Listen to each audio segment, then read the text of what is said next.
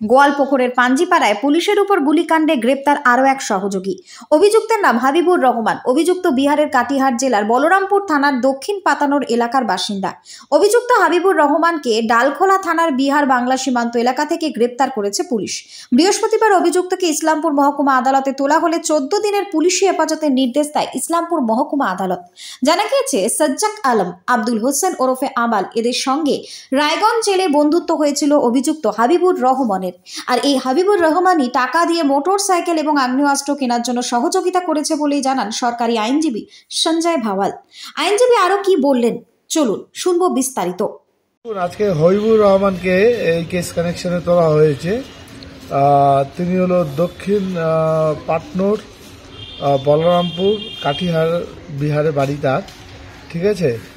তাকে অ্যারেস্ট করা হয়েছে আজকে 7:35 আওয়ার্সে নিয়ার পাটনোর ফ্লাইওভার আন্ডার ডালখোলা পিএস, সেখান থেকে। এই কেসে দুজন আসামি যারা পিসিতে রয়েছে, শেখ হাজরত এবং আব্দুল হোসেন ওরফে আবাল, তাদের ইন্টারোগেশন করে এবং ডিউরিং ইনভেস্টিগেশনে এসছে তাতে দেখা যাচ্ছে যে একটা ডালখোলা পিএস কেস কানেকশনে এই আসামি হাবিবুর রহমানের এগেনস্টে ছিল এনডিপিএস, তার সঙ্গে আর্মস অ্যাক্ট।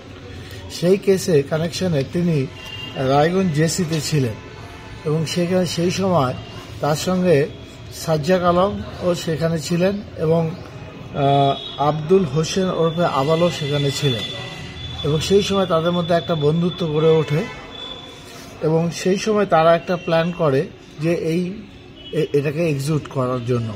সেই অনুযায়ী যা তদন্ত উঠে এসছে আপাতত, যে এই অ্যাকিউজড হাবিবুর রহমান তিনি একটা ফান্ড জোগাড় করেন।